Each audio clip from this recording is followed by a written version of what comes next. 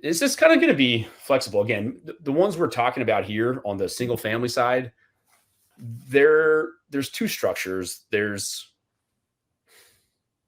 it's kind of like a joint venture or equity structure or like a debt structure, right? Right. And I would say the newer investors, kind of like the story Paul was telling earlier, are more of a JV slash equity type of investment. And what I mean by that is, let's just say you're buying a building for 100, it needs 50, it's going to sell for two something, right?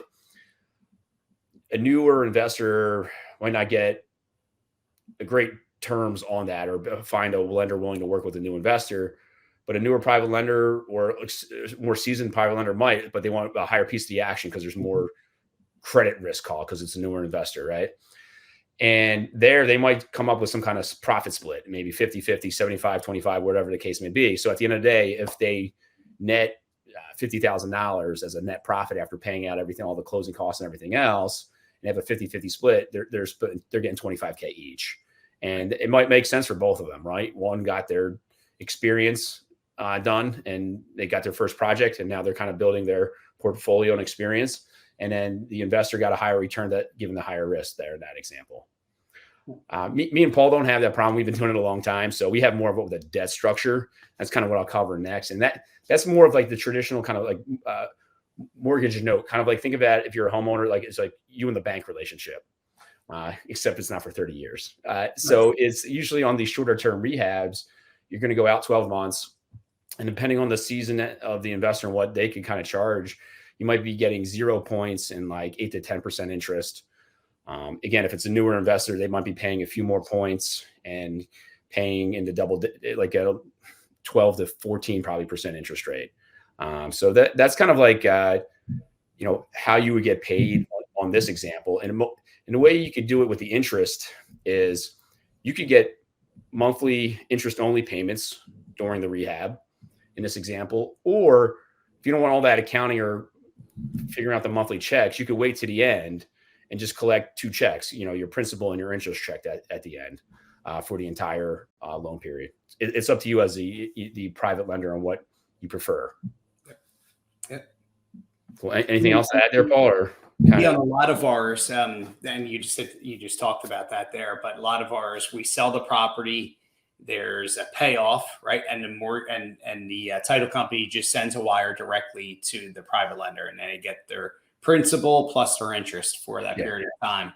Other cases where we don't have it recorded, the whole entire funds come back to us, and then we pay back the lender ourselves. It's cleaner for bookkeeping if it goes directly to the lender.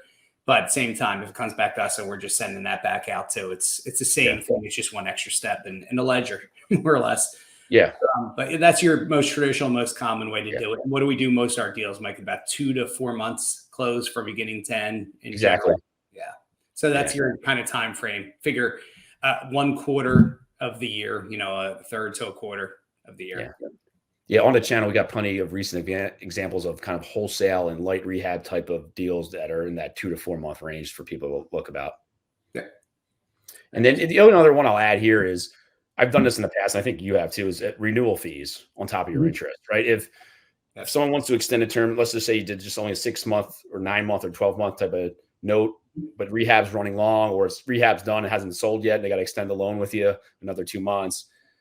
At the end, the way you phrase your contract, you could have in there kind of like a renewal fee. Hey, we could kick it another X months for $500 or something. Yeah, exactly. Yeah. And that's very common. Yeah. Very common. Yeah. That's the last slide I had, Paul, today. Anything else that you want to talk about on the world of private lending? I mean, we tackled a lot. We uncovered a lot on this one here, which is great. But so it depends on what you want to get into, either as a private lender, what type of time frame you have, right? Do you need your money to be liquid and be able to utilize, or do you not mind having it locked up in a longer term project? So I think that's the biggest thing people have to figure out when they're getting into the private lending side of it there, as to what their, what their time schedule is on it. And then you want to match yourself up with an investor either who does a lot of fix and flips or wholesale deals like we do, right, where they're quicker turns. Or do you want to lock up with somebody who's doing, say, a new build or new construction, or doing a land development deal where it's going to take years, right? Or you're buying an apartment complex where you're going to be upgrading a lot of these units, and that might be a 3 to 5 year project. So it really depends on your time frame, what you're looking for sure. But sometimes it's good to do a mix of those things. Yeah. And if anyone watching this has any additional questions on private lending, feel free to reach out to us. You can email you directly, or just create a future video on your questions that we didn't cover today. Yeah, absolutely. Thanks, Mike. Man, I really appreciate you creating that slide deck and going through those things and giving examples, because it's probably one of our most asked questions, right, on this channel and from our students. How do I get more private lenders? That's the big thing. Everybody wants to go get a deal, but they're sometimes too scared to get a deal because they don't have the money yet. And as we preach to our students and other people, you find a deal, you'll have the money, right? It's pretty much always going to be there, because if you're a private lender and if I bring you a deal and it's got 40% equity, almost anybody's going to want to lend on that, right?